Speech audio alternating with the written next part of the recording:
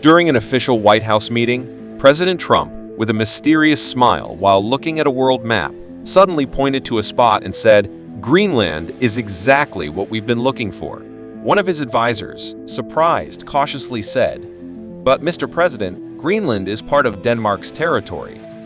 Trump interrupted and said, "Do you have any idea how much potential this place has? Natural resources, strategic location, even its climate is changing. Why shouldn't it be part of America?" The room fell into silence for a moment. To some officials, the idea seemed bold and ambitious, while to many others, it was nothing more than a bizarre dream. But before we find out whether it's even possible for Trump to bring Greenland under United States control, let's first see what kind of place it is.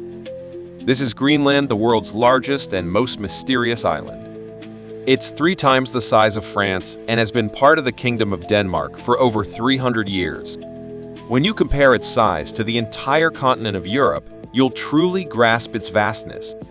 However, despite its massive size, it has only 56,000 inhabitants, most of whom live in Nuuk.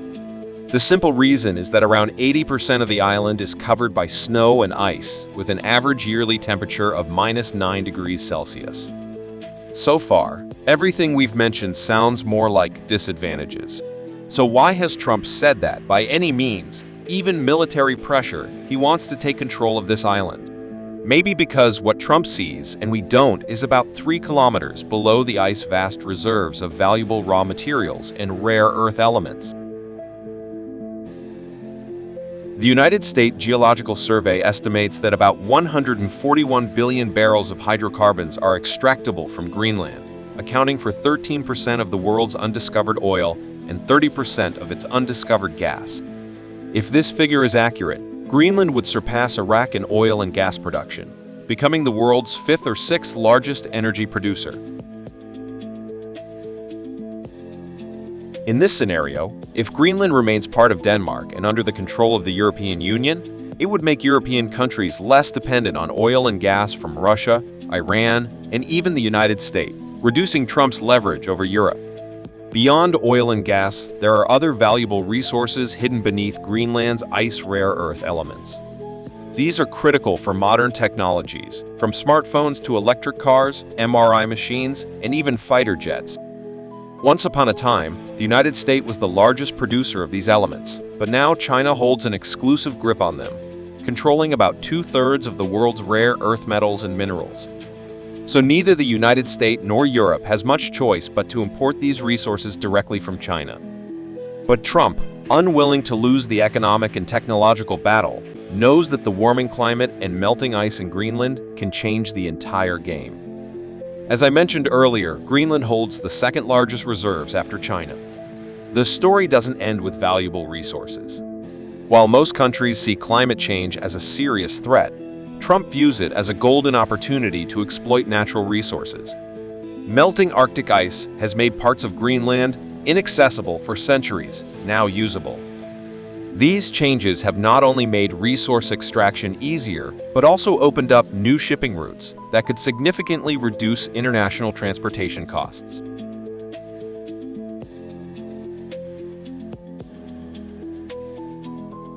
Greenland holds a unique strategic position on the map, catching the eyes of global superpowers. The island sits along crucial trade routes that are becoming increasingly important as Arctic ice melts.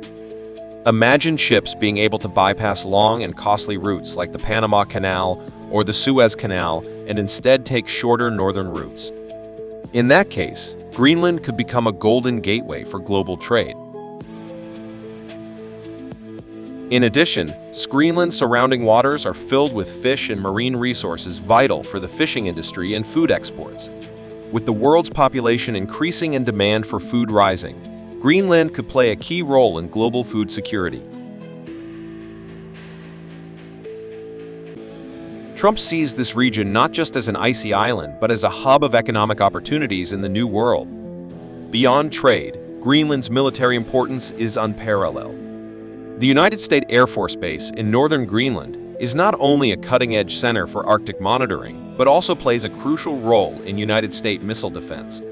Complete control of Greenland could turn this base into an impenetrable fortress for the United States, while also curbing Russian and Chinese influence in the Arctic.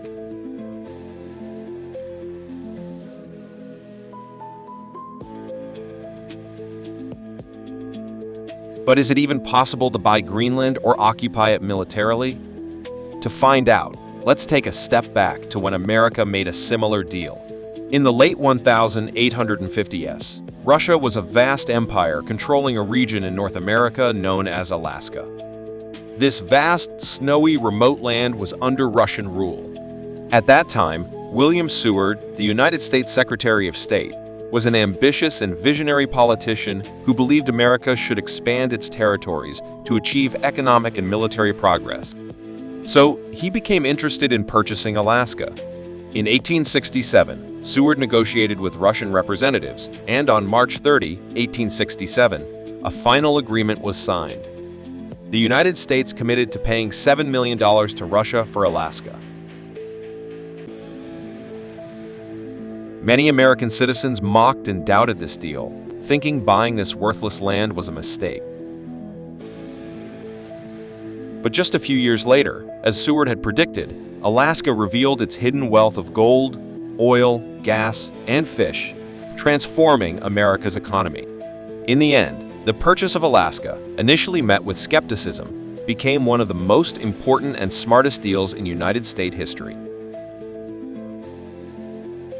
Seward not only profited from the deal, but also demonstrated that accurate predictions and strategic visions could lead a nation to progress. Now, 57 years later, history seems to be repeating itself with new names. Trump has taken Seward's place, Greenland has replaced Alaska, and Denmark is now the other party instead of Russia. Trump's proposal to buy Greenland will likely face strong international reactions. Russia, China, and European countries may strongly oppose any United States attempt to expand its territory by purchasing an autonomous region. Dear President Trump, listen very carefully. Greenland has been part of the Danish kingdom for 800 years. It is not for sale. Let me put it in words you might understand. Mr. Trump. In short, buying Greenland by Trump is legally, culturally, and politically impractical. Greenland is under Danish rule, and the people of the island have no interest in changing their political status. Moreover, legal and international issues also prevent the acquisition or purchase of the island. Even if Trump or any other president wants to pursue this path, they will face intense opposition. Buying Greenland is just one of Trump's ambitious goals, and he recently announced that he wants to reclaim the Panama Canal too. Do you want to know how he plans to do that? Let me know in the comments so I can make a video about it. Please follow our channel. Like this video to give us energy and hit the notification bell to stay updated on our latest videos.